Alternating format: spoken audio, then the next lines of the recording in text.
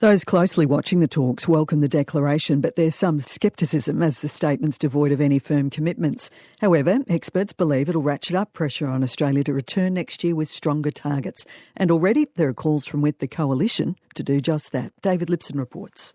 On the sidelines of COP26, the joint statement from China and the United States was being hailed as a major step forward. It can't be seen as anything else but a big breakthrough from the world's two biggest emitters. Ben Oquist is in Glasgow for the Australia Institute, a progressive think tank. There's big foreign policy challenges, there's big diplomatic challenges, there's big strategic competition going on between China and the US.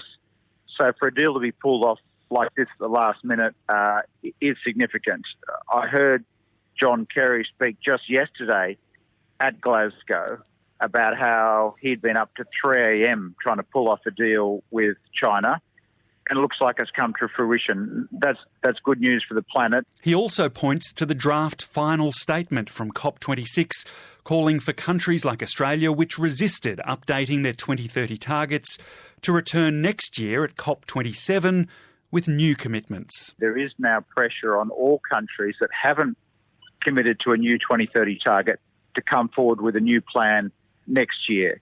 And those countries that haven't come forward with a new 2030 target are going to be under enormous pressure to do so next year. And Australia is at the top of that list. Within the coalition, there was some disappointment the government didn't take a 2030 target to Glasgow.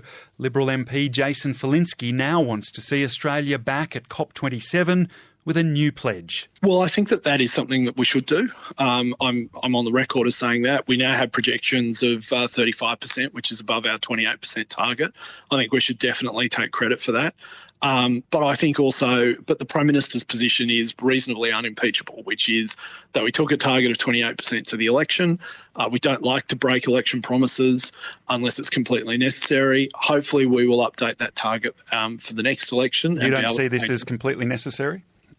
Well, given our projections are already taking us to 35%. So going back to my earlier statement, which is statements are good, but actions are better.